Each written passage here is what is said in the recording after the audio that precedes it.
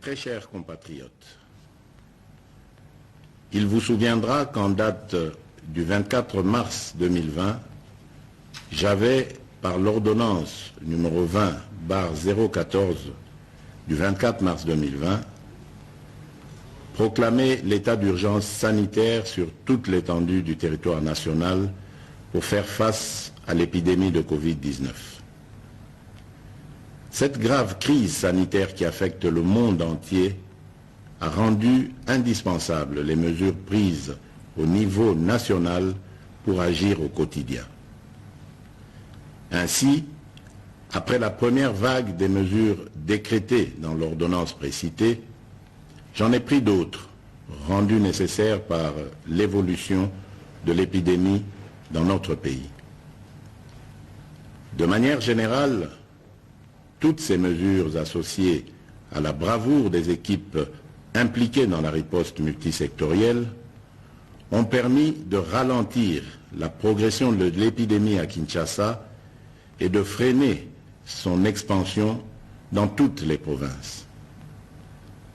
Grâce à ces efforts, nous sommes parvenus à réduire la mortalité très élevée au début de l'épidémie de 11% à 2,4% actuellement, avec un nombre de plus en plus croissant de guéris.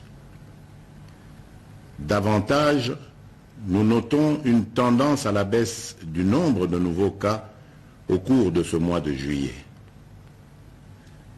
Ce bilan nous place sur le plan africain à la 9e place en termes de nombre de cas et à la 12e place en termes de nombre de décès, déjouant ainsi toutes les prévisions catastrophiques qui ont été prédites pour notre pays au début de l'épidémie.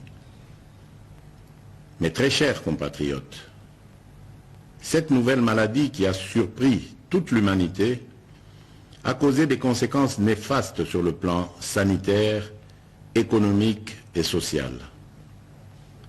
Aucun pays n'est épargné, même ceux qui disposent des meilleurs systèmes de santé et de protection sociale.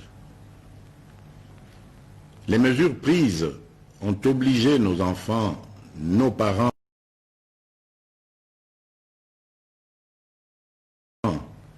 agents publics et ceux du secteur privé à rester confinés chez eux. Elles ont impacté et continuent d'impacter sur le fonctionnement des institutions de la République, sur les entreprises publiques et privées, ainsi que sur les relations bi- et multilatérales. Les leçons et expériences de 4 mois de lutte nous ont appris que nous devons vivre avec peur ni stigmatisation. Nous devons ainsi adapter nos stratégies de lutte et de prévention contre ce fléau en tenant compte de cette évidence.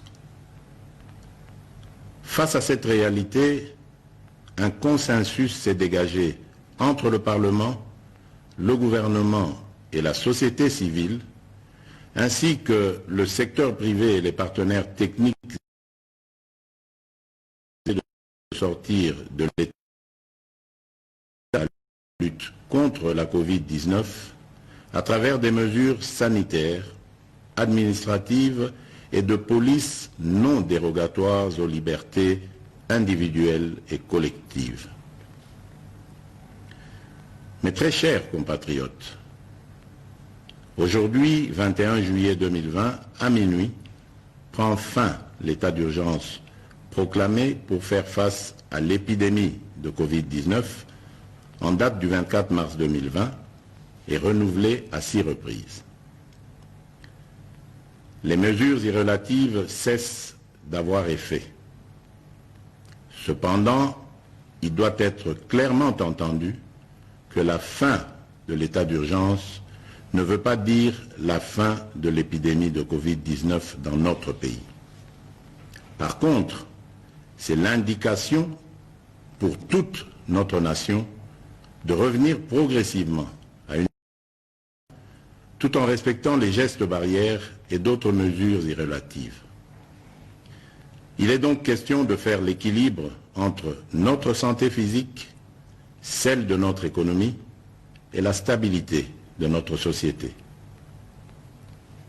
La fin de l'état d'urgence implique le retour progressif à la vie normale en respectant un certain nombre de préalables par rapport aux mesures sanitaires qui seront de stricte observation et à la reprise des activités en fonction des secteurs concernés et suivant les dispositifs mis en place par les autorités compétentes. Mes très chers compatriotes, ces préalables comprendront l'engagement des responsables à faire respecter les mesures spécifiques prises par le gouvernement, le renforcement de la sensibilisation et de la communication sur la maladie et sa prévention, ainsi que l'implication des différents acteurs engagés dans la lutte contre la Covid-19 à tous les niveaux. Quant aux mesures qui doivent accompagner le retour progressif à la vie normale, j'instruis ce qui suit. Premièrement, à partir de ce 22 juillet 2020, la reprise des activités commerciales, magasins, banques, restaurants, cafés, bars, entreprises, etc. La reprise des rassemblements, réunions et célébrations. La reprise des transports en commun. Deuxièmement, à partir du 3 août 2020, la reprise des écoles et des universités, en commençant par les classes et promotions terminales. Troisièmement, à partir du 15 août 2020, la réouverture des églises et lieux de culte, la migratoire interprovinciaux, l'ouverture des ports, aéroports et frontières, la réouverture des discothèques, stades et salles de spectacle. Toutefois, pour les funérailles, les dispositifs actuels restent maintenus et doivent être de stricte application. Dans ce contexte, il sied de préciser que les modalités pratiques de reprise dans les différents secteurs seront déterminées par les autorités nationales, provinciales et locales compétentes. Sans des mesures sanitaires qui doivent impérativement accompagner la reprise, je rappelle la nécessité d'observer partout et en tout temps les mesures barrières ci-après. La mise en place des dispositions de contrôle à chaque entrée impliquant la prise de température, le lavage des mains et ou l'application des gels hydroalcooliques, le port correct et obligatoire des masques dans les lieux publics, le respect de la distanciation physique, le contrôle et le suivi de l'état de santé du personnel public et privé, ainsi que la décontamination et la désinfection régulière des lieux d'activité. J'instruis le gouvernement de la République et tous les services habilités de prendre des dispositions nécessaires y afférentes. Aussi, je réaffirme mon engagement à la mise en œuvre du programme multisectoriel et d'atténuation des impacts de la Covid-19 en République démocratique du Congo que j'ai lancé le 18 juin 2020. Ce programme, qui est toujours en cours de mise en œuvre par le gouvernement, s'articule autour des trois axes ci-après. 1. Riposte, surveillance et renforcement du système de santé. 2. Soutien à la stabilité économique et relance de la macroéconomie. 3. Atténuation des risques et soutien aux populations. À cet effet, j'ai instruit ma task force, le comité multisectoriel, le secrétariat technique le ministre de la Santé et le ministre, ainsi que l'ensemble du gouvernement, de demeurer en alerte et de redoubler d'efforts dans la surveillance et la prise en charge de cette épidémie. Mes très chers compatriotes,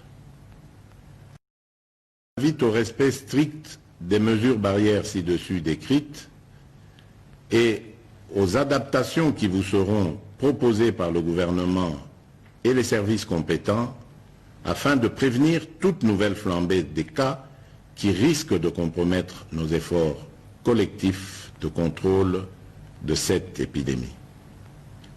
J'encourage aussi tous les chercheurs dans les différents domaines à poursuivre leurs efforts dans la recherche des solutions innovantes locales pour contribuer à endiguer cette crise.